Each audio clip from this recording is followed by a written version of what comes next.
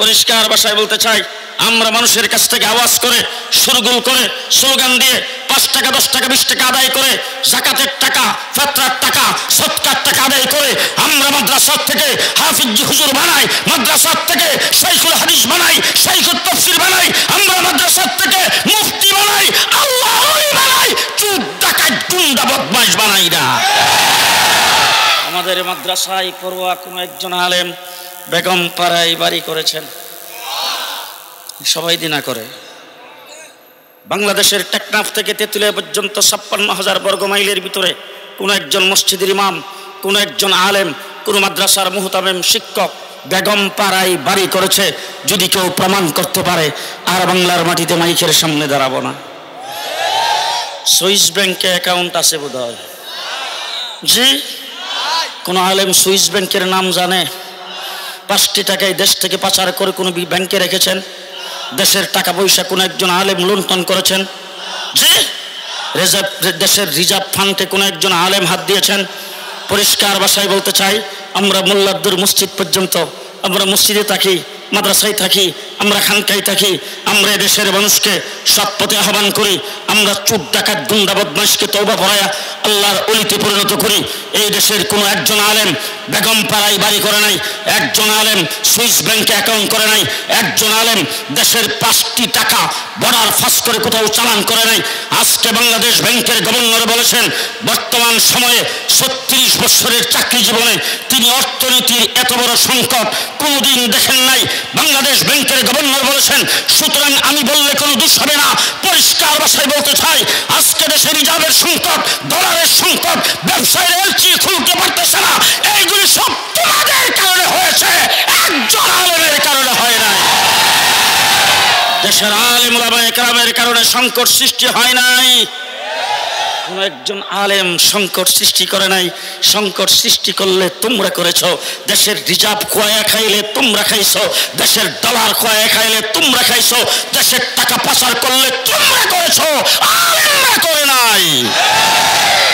আলেম ওলামায়ে কেরাম দেশের সুসন্তান। আমরা মাদ্রাসার থেকে চোর ডাকাত তৈরি করি না।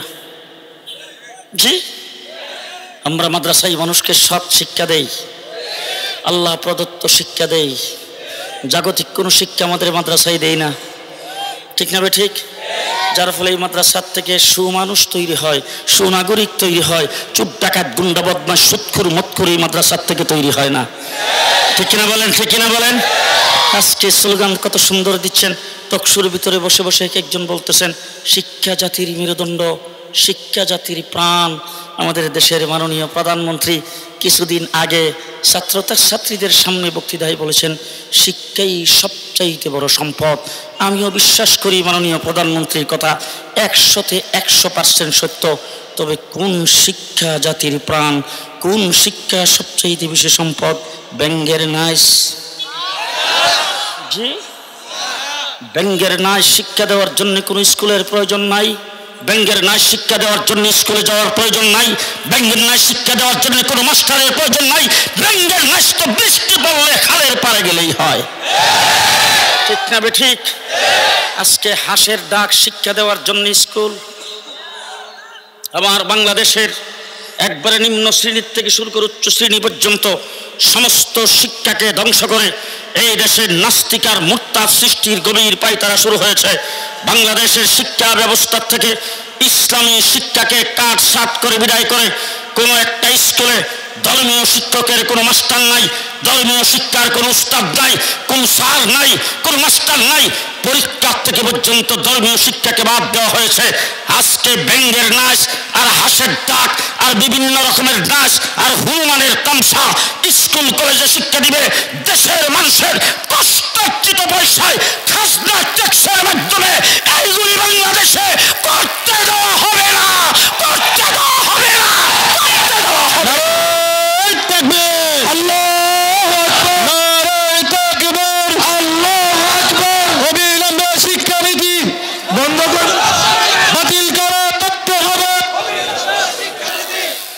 আজকে আমাদেরকে অনেকে বলে, হুজুর আপনাদের ছেলেমেয়েরা কি স্কুলে পড়ে? আমি বললাম কখনো না, কারণ আমার বাবা আমাকে মাদ্রাসায় পড়াইয়া কাঠমোল্লা বানায়া আমার বাবা জীবনও ঠগে নাই, আমি মাদ্রাসায় পড়েও ঠকি নাই। সুতরাং আমার ছেলে মেয়েরা স্কুলে পড়বে কেন?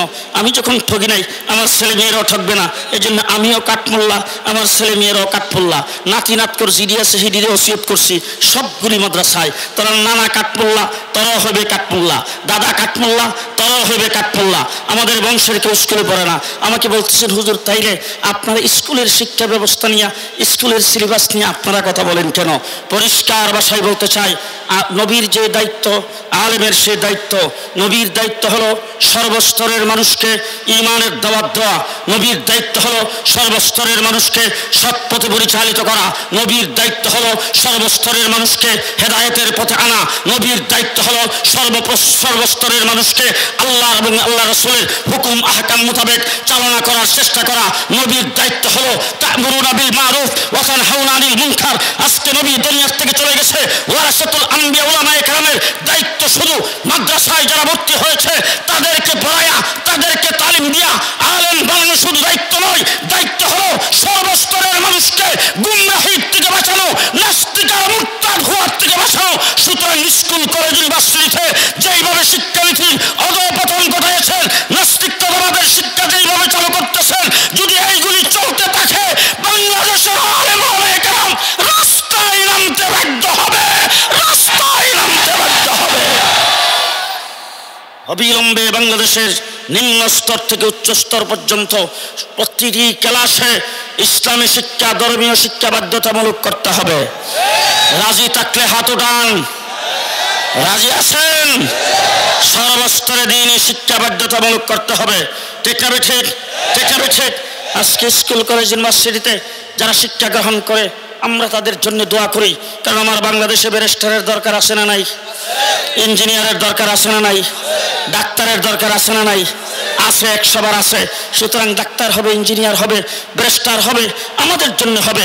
স্কুল কলেজের শিক্ষা দরকার, সেই শিক্ষা ব্যবস্থা চালু রাখার জন্য আমাদের যদি কোনো কিছু করণীয় থাকে সেটা আমরা করতে প্রস্তুত। তবে এই শিক্ষার আড়ালে মানুষকে নাস্তিক বানাইবার পাই তারা সহ্য করা হবে না। আজকে আমার দেশের স্কুল কলেজ ইউনিভার্সিটির বড় উচ্চ শিক্ষিত PhD করেছেন, FRCS ডাক্তার, ইঞ্জিনিয়ার, তাকে ডাক দিয়ে নিয়ে আসেন। BCS ক্যাডার নিয়ে এসে জিজ্ঞেস করেন, তুমি যে শিক্ষায় শিক্ষিত হয়েছ, তোমার শিক্ষা গোড়া কোথায়? কোথায় থেকে শিক্ষার উৎপত্তি হয়েছে?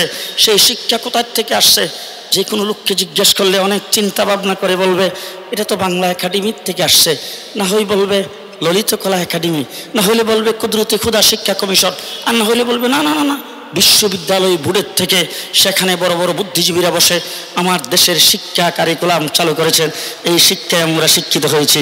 দয়াপুর মাদ্রাসার মুহতামিম সাহেবকে জিজ্ঞেস করেন, হুজুর আপনি কোন শিক্ষায় শিক্ষিত হয়েছেন? আপনার শিক্ষার গোড়া কোথায়? আপনি যে এতগুলি ছাত্র পড়িয়েছেন, আপনি যে জুনায়েদ আল হাবিব, মাওলানা এনায়েতুল্লাহ, এই সমস্ত লোকজনকে যে আপনি আলেম বানিয়েছেন, তারা যে আপনার ছাত্র, এই সমস্ত ছাত্র আপনি করেছেন, আপনার শিক্ষা কোথা থেকে শুরু হয়েছে? উনি পরিষ্কার ভাষায় জবাব দেবে, আমার শিক্ষা হেরা গুহার থেকে শুরু হয়েছে। আমার শিক্ষা কোনো বোর্ডের থেকে শুরু হয় নাই, আমার শিক্ষা ললিত কলা একাডেমির থেকে শুরু হয় নাই, আমার শিক্ষা কোনো মানুষ, কোনো বুদ্ধিজীবী একত্রিত হয়ে বসে সেই শিক্ষা কারিকুলাম চালু করে নাই, আমার শিক্ষা হেরা গুহার থেকে শুরু হয়েছে। মুহাম্মদুর রাসূলুল্লাহ সাল্লাল্লাহু আলাইহি সাল্লাম হেরা গুহার ভিতরে একাএকি বসা, ধ্যানমগ্ন অবস্থায় বসা, 40 বছর 2 মাস বয়স পরিপূর্ণ হয়েছে। আমার রাসূলের সামনে এসে জিবরাইল আমিন দাঁড়িয়েছেন, দাঁড়িয়েই বলছেন ইকরা, পড়ুন। রাসূলুল্লাহ সাল্লাল্লাহু আলাইহি ওয়াসাল্লাম বলছেন, মা নাবি কারিগিন, আমি পড়া জানি না, আমি জীবনও পড়ি নাই, কোনো স্কুল কলেজে যাই নাই, একটা অক্ষর প্রাইভেটভাবে কারোর কাছ থেকে শিখি নাই, সুতরাং আমি তো পড়া জানি না। মা নাবি কারিগিন।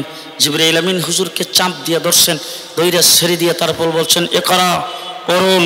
তার কারণ হলো আপনি বিশ্বজগতের শিক্ষক, কিয়ামত পর্যন্ত আপনার শিক্ষায় যারা শিক্ষিত হবে তারাই হবে এই জমিনের সুনাগরিক, সুতরাং আপনাকে শিখতেই হবে। রাসূল বলছেন মা নবী কারিগিন, আমি তো পড়া জানি না। তৃতীয়বার জিবরাইল আমিন আবার চাপ দিয়ে ধরে রাসূলকে ছেড়ে দিয়ে বলছেন ইকরা বিসমি রাব্বিকাল্লাযী খালাক, খালাকাল ইনসানা মিন আলাক, ইকরা ওয়া রাব্বুকাল আকরামুল্লাযী আল্লামা বিল কলম, আল্লামাল ইনসানা রাসূলুল্লাহ সাল্লাল্লাহু আলাইহি ওয়াসাল্লাম এই হেরা গুহার থেকে বের হয়ে আসছেন, শিক্ষা গ্রহণ করে সর্বপ্রথম মক্কাতে মাদ্রাসা কায়েম করেছেন, নূরানি মক্তব। সেই নূরানি মক্তবের নাম হলো দারে আরকাম। দারে আরকাম নূরানি মক্তবের সর্বপ্রথম আলিফ বা তাসার ছাত্র হলেন হযরত আবু বকর সিদ্দিক। সর্বপ্রথম ছাত্রী হযরতে খাদিজাতুল কুবরা। 40 নম্বরে মাদ্রাসায় ফরম পুরা করেছেন হযরত উমর ইবনুল খাত্তাব।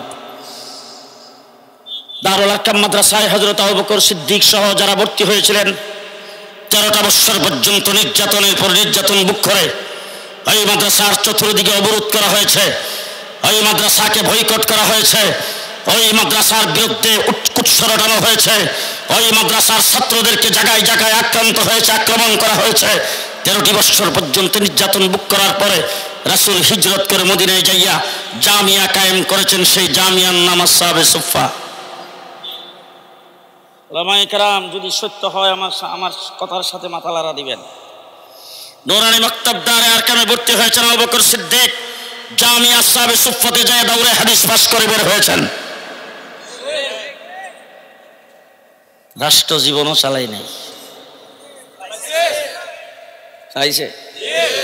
আমার নবী মুহাম্মদুর রাসূলুল্লাহ সাল্লাল্লাহু আলাইহি ওয়াসাল্লাম ইন্তেকালের পরে সর্বপ্রথম আমিরুল মুমিনিন খলিফাতুল মুসলিমিন হয়েছেন কে? জি, রাষ্ট্রের এরিয়া কুমিল্লা সিটির সমান। কুমিল্লা জেলা, চিটাং বিভাগ কত বড়? 9.5 লক্ষ বর্গ মাইল। সুবহানাল্লাহ কালকে সকালে কইলে হবে। 9.5 লক্ষ বর্গ মাইল রাষ্ট্রের রাষ্ট্রপ্রধান আমিরুল মুমিনিন খলিফাতুল মুসলিমিন। আস্থা ঠান্ডা মিয়া।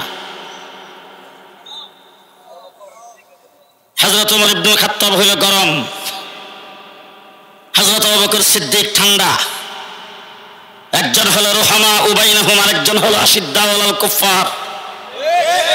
আবু বকর সিদ্দিক যেই রাষ্ট্রের রাষ্ট্রপ্রধান, সেই রাষ্ট্রের প্রধান বিচারপতি হযরত ওমর ইবনুল খাত্তাব। দারে আরকামের ছাত্র। 1 বছর পর্যন্ত বিচারপতির দায়িত্ব পালন করেছেন ওমর ইবনুল খাত্তাব।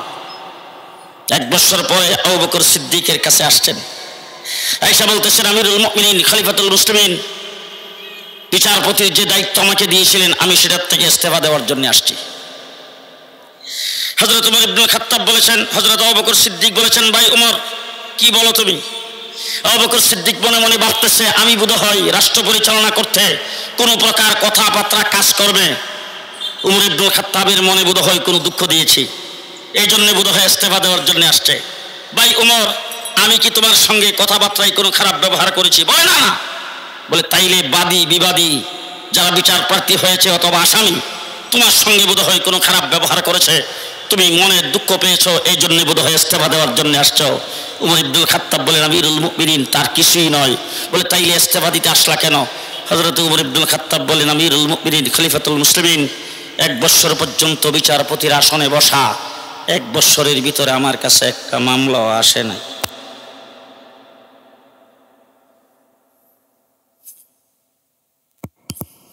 আর আমার মামলা চট্টগ্রামে 8টা।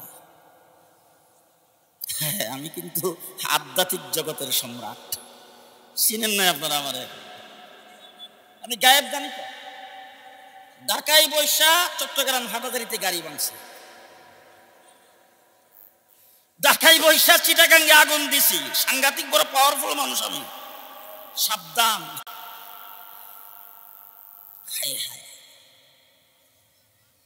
আমিরুল মুমিনিন খলিফাতুল মুসলিমিন হযরত আবু বকর সিদ্দিক জিজ্ঞাসা করেছেন, ভাই ওমর কি মনে হয়েছে তোমার, কেন তোমার কাছে বিচার আসলো না? তুমি বিচার খারাপ করবা, তুমি বড় গরম মানুষ, অথবা রাষ্ট্র আমি কোনো খারাপ পরিচালনা করছি যার ফলে বিচার প্রার্থী হলে সঠিক বিচার পাবে না? হযরত ওমর বলেন, না আমিরুল মুমিনিন খলিফাতুল মুসলিমিন, আল্লাহর দেওয়া বিধান, আল্লাহর নবীর দেওয়া তরিকা মতো রাষ্ট্র পরিচালনা করছেন বলে আপনার রাষ্ট্রের ভিতরে কোথাও কোনো দুর্নীতি নাই। দারে আরকামের ছাত্র মুহাম্মদুর রাসূলুল্লাহ সাল্লাল্লাহু আলাইহি ওয়াসাল্লামের ছাত্র আমার নবী সাল্লাল্লাহু আলাইহি ওয়াসাল্লাম কি মানুষ তৈরি করেছেন, 1.25 লক্ষ মানুষ তার ছাত্র। সোয়া লক্ষ ছাত্র পড়াইছেন মুহাম্মদুর রাসূলুল্লাহ সাল্লাল্লাহু আলাইহি ওয়াসাল্লাম। রাসূল বলছেন ইন্নামা বুইসতু মুআল্লিমা, আল্লাহ পাক আমাকে বিশ্বজগতের মুআল্লিম বানায় পাঠাইছে। এখন আপনারা সবাই মিলে আসেন তো দেখি আমরা হুজুরকে জিজ্ঞেস করি, হুজুর আপনাদের দেশে তো কোনো মুআল্লিম যদি হইতে হয় তাইলে তো আমরা এই যে দয়াপুর মাদ্রাসা, এই মাদ্রাসায় কিন্তু নুরানি মক্তবের শিক্ষক এক ক্যাটাগরির, তারপরে যারা নাহবী মীর হেদায়েতুন নূহ পর্যন্ত পড়াবে তারা এক ক্যাটাগরি, তারপরে যারা মেশকাত পর্যন্ত পড়াবে তারা এক ক্যাটাগরি, দাওরে হাদিস যারা পড়াবে তারা এক ক্যাটাগরি। আমরা হাইয়াতুল উরিয়া, বেফাকুল মাদারেস এই সমস্ত বোর্ডের মানে সিলেবাস দেখে, তারপরে তাদের মানে শিক্ষার যোগ্যতা দেখে, তার নাম্বার দেখে, এরপরে পরীক্ষা কোন বিভাগে পাস করেছেন সেইগুলি দেখে ইন্টারভিউর মাধ্যমে আমরা শিক্ষক নিয়োগ করি। আপনি যে বিশ্বজগতের শিক্ষক, আপনি কোথায় থেকে শিক্ষক হয়ে আসছেন, কোন সাবজেক্টে কোথায় লেখাপড়া করেছেন, আপনি কোন ইউনিভার্সিটি থেকে পাস করে বিশ্বজগতের শিক্ষক হয়েছেন। মুহাম্মদুর রাসূলুল্লাহ সাল্লাল্লাহু আলাইহি ওয়াসাল্লাম বলেন পৃথিবীর কোনো ইউনিভার্সিটি থেকে আমি শিক্ষা গ্রহণ করে বিশ্বজগতের শিক্ষক হয় নাই। আল্লামানি রব্বি, আল্লামানি রব্বি, স্বয়ং রব আমাকে শিখিয়েছেন। কে শিখিয়েছেন? কে শিখিয়েছেন? বলে স্বয়ং রব আমাকে শিখিয়েছেন। তা আপনি তো বিশ্বজগতের শিক্ষক, আল্লাহ আপনাকে শিখিয়েছেন। শিক্ষাগত যোগ্যতা কি আপনার? আপনার সার্টিফিকেট কি? কয়টা বিষয়ে আপনি পিএইচডি করেছেন? কতটুক শিক্ষা আপনাকে আল্লাহ পাক দিয়েছেন? কোন শিক্ষায় আপনি শিক্ষিত হয়েছেন? আমার নবী মুহাম্মদুর রাসূলুল্লাহ সাল্লাল্লাহু আলাইহি ওয়াসাল্লাম 1400 বছর আগে সেই প্রশ্নের জবাব দিয়ে বলেছেন উতীতু উলুমাল আউয়ালিন ওয়াল আখিরিন। আল্লাহ পাক আমাকে আউয়াল এবং আখিরের সমস্ত ইলম শিক্ষা দিয়েছেন। বুজুর্গান দিন বলছেন হযরতে আদম থেকে শুরু করে ঈসা আলাইহিস সালাম পর্যন্ত যত নবী পৃথিবীতে আগমন করেছেন, সমস্ত নবীকে আল্লাহ পাক যত ইলম দিয়েছিলেন, যত হেলেম দিয়েছিলেন, যত হিকমত দিয়েছিলেন, যত মুজিজা দিয়েছিলেন, যত জ্ঞান বুদ্ধি দিয়েছিলেন, সবগুলোকে একত্রিত করে 100 সহিফার ভিতরে আল্লাহ পাক যা নাজিল করেছিলেন, ও আমার ভাইরা, তাওরীত, জবুর, ইনজিলের ভিতরে আল্লাহ যা কিছু দিয়েছেন সবগুলি একত্রিত করে আল্লাহর হাবিবের সিনার ভিতরে আল্লাহ ঢুকিয়ে দিয়েছেন। মুহাম্মদুর রাসূলুল্লাহ সাল্লাল্লাহু আলাইহি ওয়াসাল্লাম বিশ্বজগতের শিক্ষক। এখন রাসূলকে শেষ আরেকটা প্রশ্ন করেন, ও আল্লাহর হাবিব, আপনি যে বিশ্বজগতের শিক্ষক হয়ে আসছেন, আমাদের দেশে যারা শিক্ষক হয় তারা তো সিলেবাস অনুযায়ী পড়ায়, আপনি কোন সিলেবাসে জাতিকে শিক্ষা দিবেন? আপনার সিলেবাস কি? কোন সিলেবাস আপনি প্রণয়ন করে জাতির জন্য আপনি পেশ করেছেন?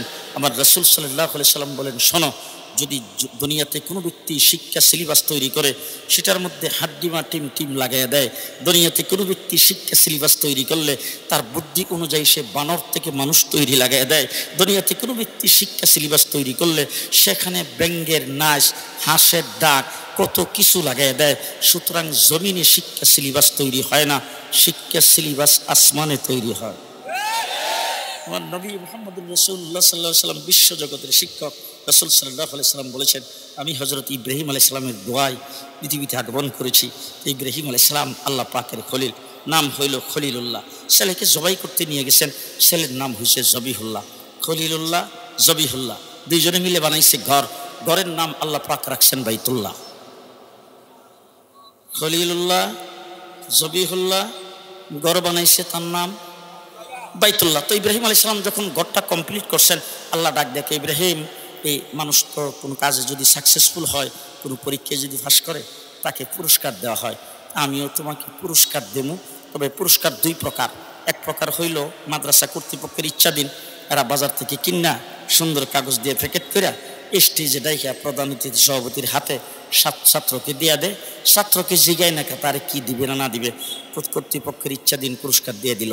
আরেকটা পুরস্কার হইল ছাত্র যায় বলে, ও বাবা, তুমি যেহেতু 1 নম্বরে পাস করছো, আমি তোমাকে একটা পুরস্কার দিব।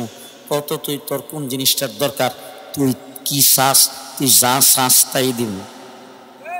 এরকম কথা কুমিল্লার কোনো জায়গায় বোধহয় বলে না, আমাদের ঢাকায় কিন্তু বলে, আছে না? এবারে বলতো দেখি তোর কি দরকার, তুই যেটা চাস সেটাই দিব, এরকম কথা বলে কিনা? আল্লাহ পাক ইব্রাহিম আলাইহিস সালামকে বলেন, ইব্রাহিম, তুমি যে সমস্ত পরীক্ষায় তুমি A+ পাইছো, 100তে 100 নম্বর পেয়ে পাস করেছ, সুতরাং তোমাকে পুরস্কার দেব। 2 প্রকারের পুরস্কার আমি তোমার জন্য রেখেছি। এক প্রকারের পুরস্কার আমার ইচ্ছাধীন তোমাকে দিয়ে দিলাম, ইন্নী জাইলুকা লিন-নাসি ইমামা, তামাম পৃথিবীর সমস্ত মানব মণ্ডলীর জন্য তোমাকে লিডার বানিয়ে দিলাম। মিল্লাত আবিকুম ইব্রাহিম, মুসলিম জাতির জন্য তোমাকে জাতির পিতা বানিয়ে দিলাম। আর একটা পুরস্কার আমি তোমাকে দেব, তুমি যা চাও তাই দেব। হযরত ইব্রাহিম আলাইহিস সালাম বাইতুল্লাহর চৌখাটে ধরে দাঁড়াইছেন, দাঁড়ায় আল্লাহর ডাক দিয়ে, আল্লাহ তুমি কিন্তু বলছো যা চাই তাই দিবা, সুতরাং এমন একটা জিনিস তোমার কাছে চাবো যেটার একটাই তুমি বানাইছো, দ্বিতীয় কোনো নাম্বারই বানাও নাই।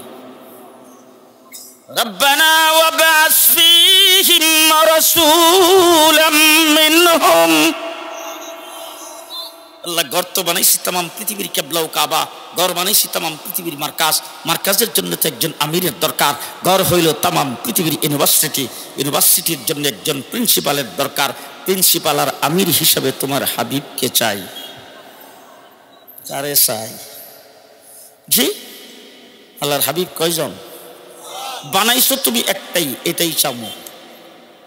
মুফাসসিরিনগণ লেখেন যে ইব্রাহিম আলাইহিস সালামের এত বড় সাহস কেমনে হইল যে আল্লাহ পাকের হাবিবকে চায় ফেলানো।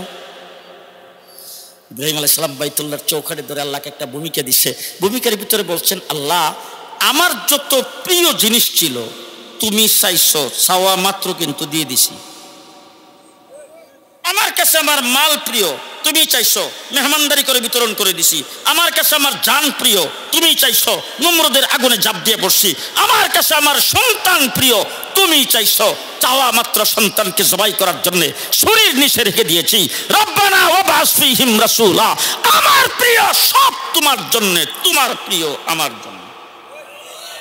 আল্লাহ ডাক দিয়ে ইব্রাহিম দরখাস্ত মঞ্জুর, তোমার নাম খলিলুল্লাহ, ছেলের নাম জবিহুল্লাহ, ঘরের নাম বাইতুল্লাহ, প্রিন্সিপালের নাম হাবিবুল্লাহ।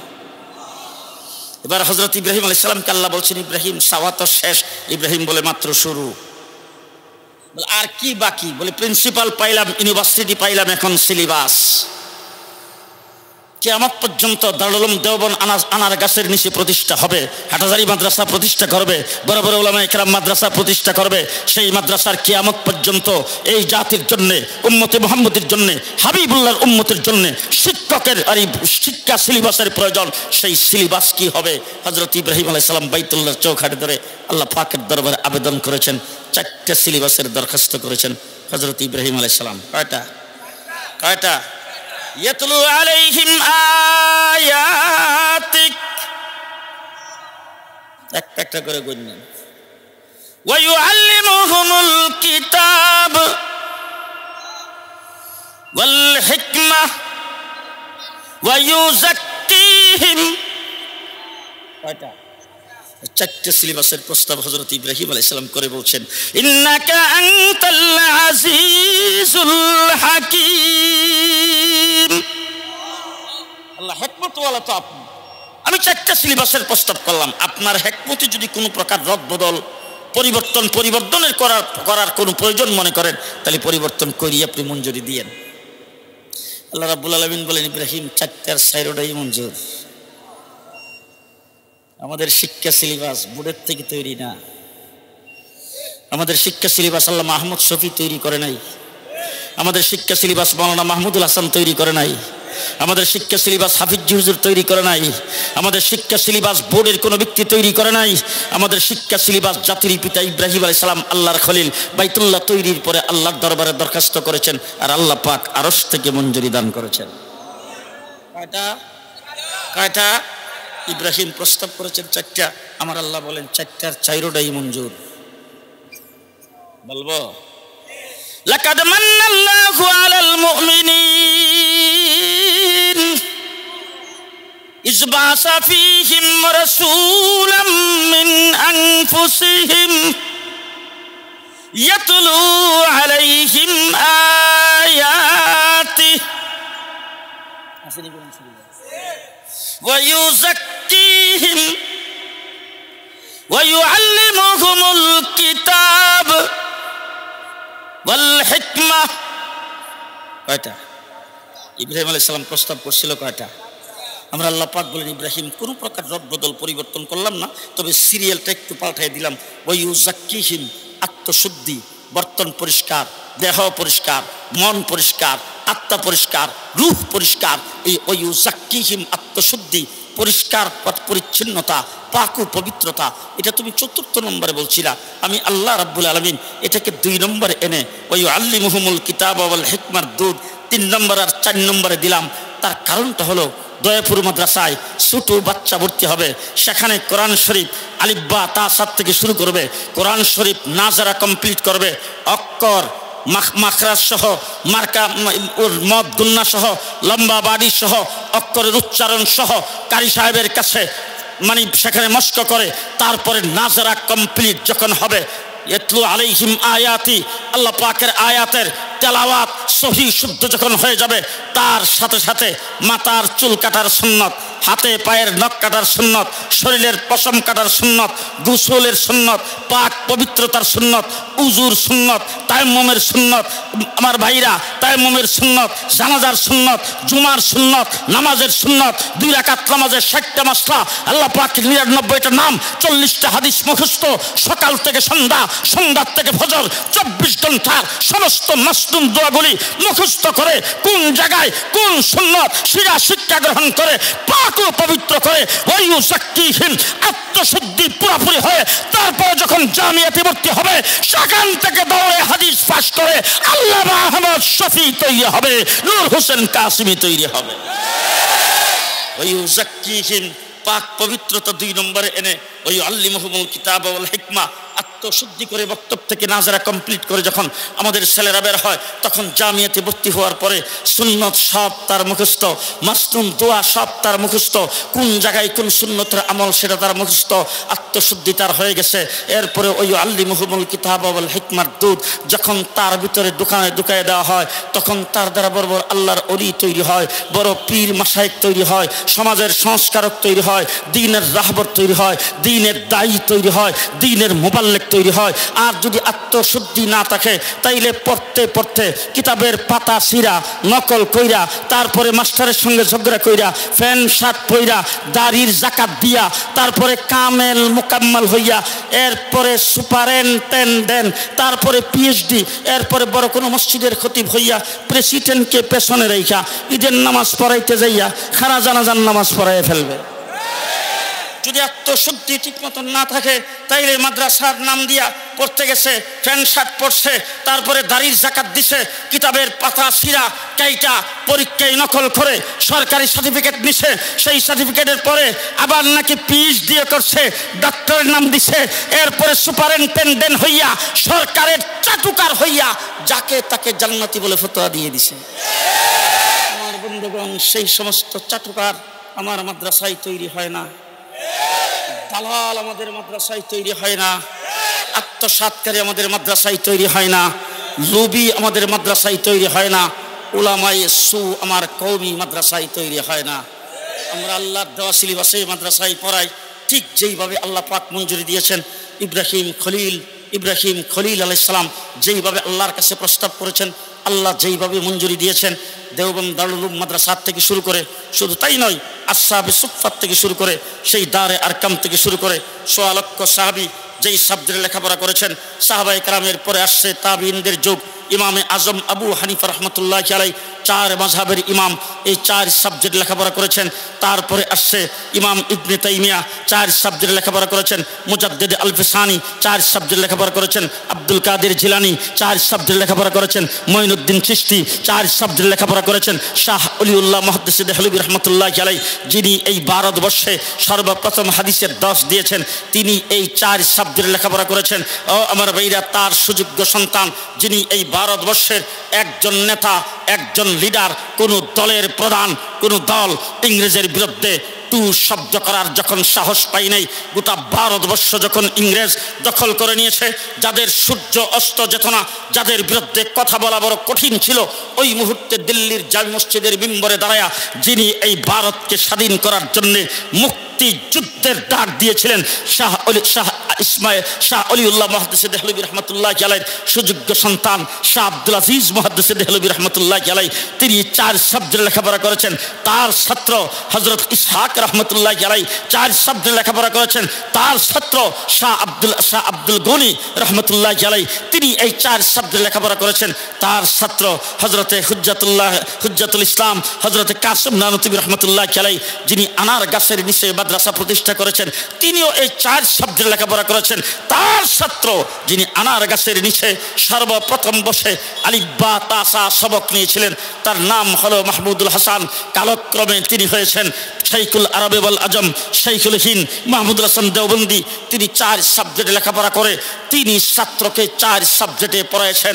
ইংরেজের বিরুদ্ধে রেশমি রুমাল আন্দোলন মাহমুদুল হাসান দেওবন্দি যদি না করতেন, ইংরেজের বিরুদ্ধে বিশ্ব জনমত করার কাজ যদি মাহমুদুল হাসান না করতেন, ইংরেজের বিরুদ্ধাচরণ করতে যায় মাল্টার জেলখানার ভিতরে তিনি 4 বছর পর্যন্ত ছিলেন।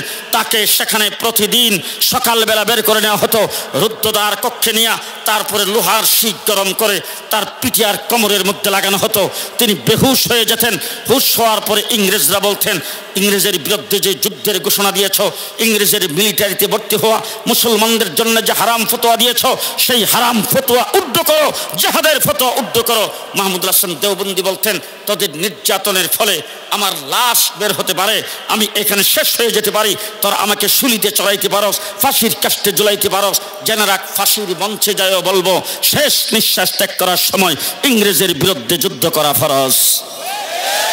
সেই মাহমুদুল হাসান দেওবন্দি রহমতুল্লাহি আলাইহি শেষ সময়ে তিনি যখন জয়ীফ হয়ে গেছেন, মাল্টার জেলখানার থেকে বের হয়ে আসছেন, তাকে যাইয়া কিছু লোকজন বলতেছেন, হুজুর আপনি তো দীর্ঘ সময় কাটাইছেন, আপনাকে মানুষ শাইখুল হিন্দ বলে, শাইখুল আরবে ওয়াল আজম বলে, আপনি দুনিয়ার থেকে যখন চলে যাবেন তখন আপনার নাম নিশানাও থাকবে না, পরবর্তী প্রজন্ম আপনার কোনো কথা স্মরণ করতে পারবে না। তার কারণ হলো আপনার লিখিত কোনো কিতাব মার্কেটে নাই। লিখিত কিতাব যদি থাকে, কিতাবটা পড়ে, কিতাবকে লেখছেন সেই নামটা দেখে মানুষ লেখককে স্মরণ করে, আপনার এই ধরনের কোনো ব্যবস্থা নাই। মাহমুদুল হাসান দেওবন্দি বললেন, বলো কি, আমার তো প্রত্যেক সাবজেক্টে মার্কেটে লিখিত কিতাব আছে। ওনারা বলেন যে না না হুজুর, আমরা তো দোকান তালাশ করে আসছি, কোনো লাইব্রেরিতে কোনো দোকানে আপনার লিখিত কোনো কিতাব আমরা দেখছি না। মাহমুদুল হাসান দেওবন্দি বলেন, শোনো, তোমরা আমার কোন সাবজেক্টে কিতাব দেখতে চাও? আমার কোরআনে কারীমের তাফসীরের সাবজেক্টে যদি কিতাব দেখতে চাও, জাফর আহমদ উসমানী আর শিব্বির আহমদ উসমানীকে দেখো। আমার তাসাউফের লাইনে কিতাব দেখতে চাও, হাকিমুল উম্মত আশরাফ আলী থানভী রাহমাতুল্লাহি আলাইহিকে দেখো। আমার সিয়াসতের লাইনে কিতাব দেখতে চাও, দুনিয়ার আজিম লিডার হুসাইন আহমদ মাদানীকে দেখো। আমার যুদ্ধ জাহাদের লাইনে কিতাব দেখতে চাও, উবাইদুল্লাহ সিন্দিকে দেখো। আমার হাদিসের লাইনে কিতাব দেখতে চাও, আনোয়ার শাহ কাশ্মীরিকে দেখো। আমার ইফতার লাইনে কিতাব দেখতে চাও, মুফতি কাফায়েতুল্লাহকে দেখো।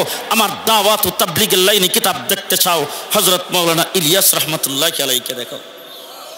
এক জাত দেশ বিখ্যাত দ্বীনের রাহবর, দ্বীনের মোবাল্লেগ, দ্বীনের দায়ী তৈরি করেছেন হযরত মাওলানা মাহমুদুল হাসান দেওবন্দি রহমতুল্লাহি আলাইহি।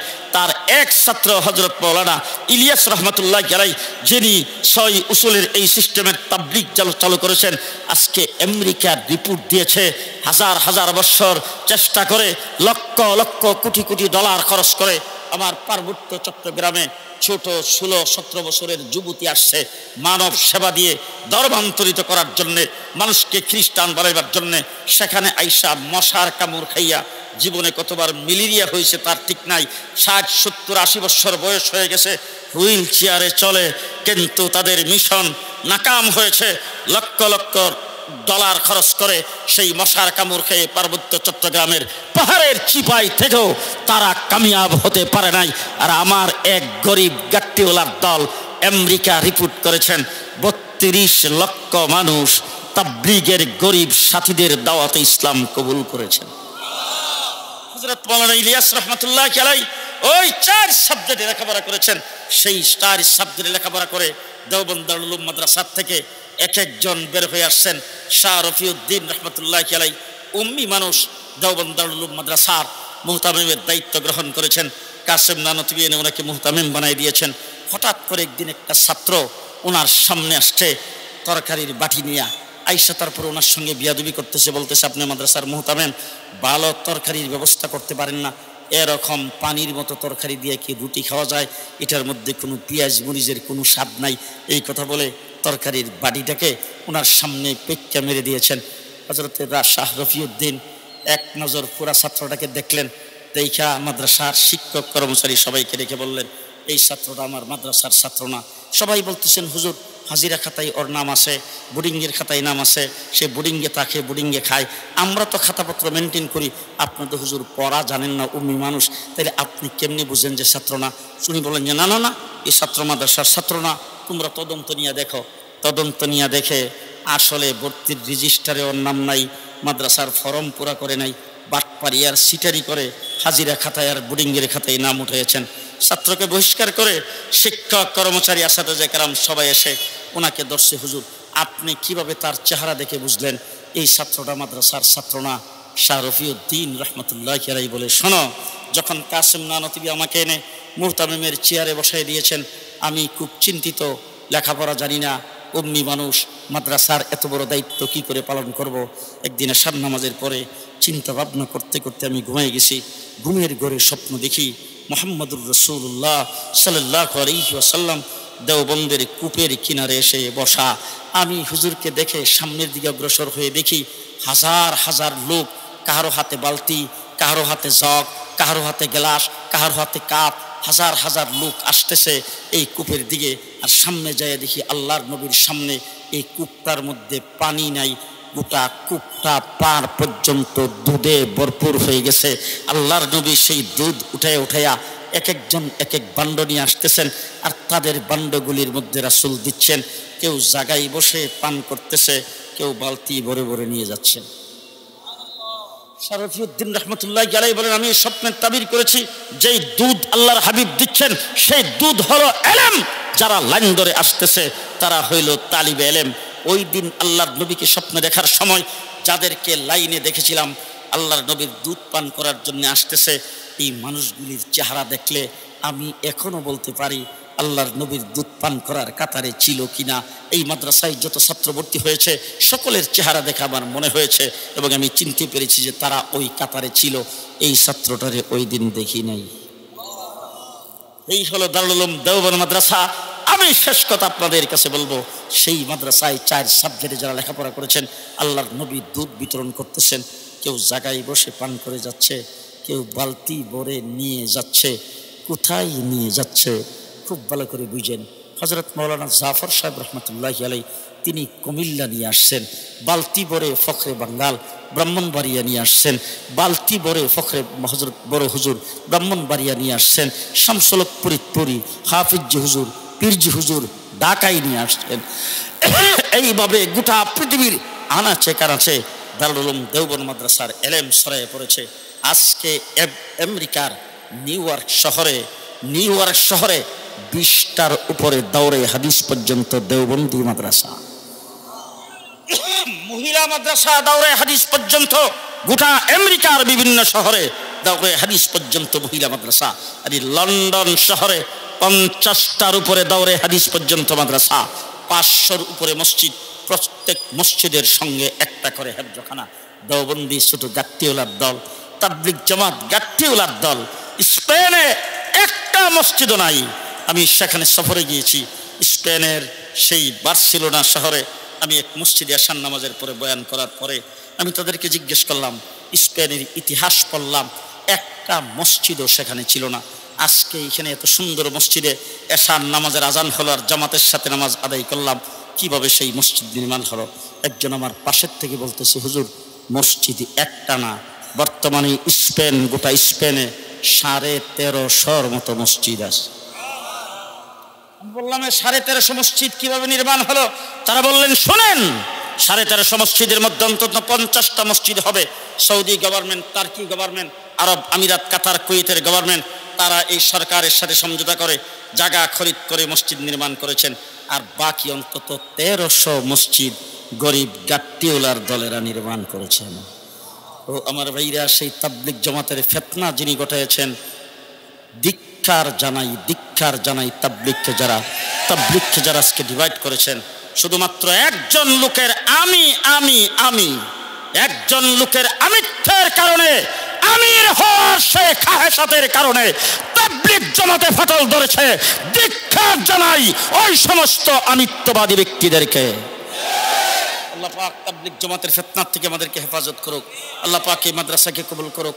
আমার মতো একজন নালায়েকের কথা আপনারা নিস্তব্ধ আকারে বসে এবং দাঁড়িয়ে শুনেছেন, এই জন্য আপনাদেরকে ধন্যবাদ, মুবারকবাদ। নাসরুম মিনাল্লাহ, ফাতহুন করিব, ওয়া বাশশিরিল মুমিনিন। আসসালামু আলাইকুম ওয়া রাহমাতুল্লাহি ওয়া বারাকাতুহু।